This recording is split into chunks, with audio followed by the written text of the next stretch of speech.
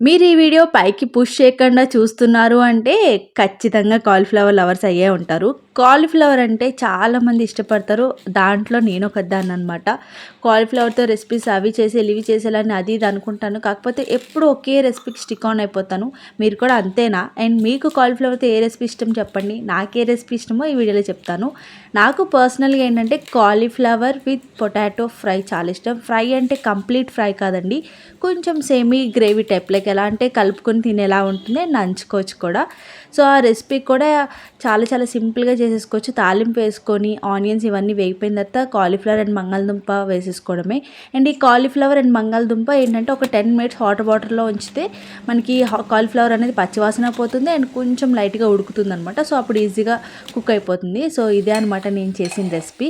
And మీరైతే ఏ recipe చేస్తారు? తప్పకుండా కామెంట్ చేసి చెప్పేయండి. అండ్ కాలీఫ్లవర్ అయితే చాలా చాలా ఉపయోగాలు ఉన్నాయి దీనివల్ల.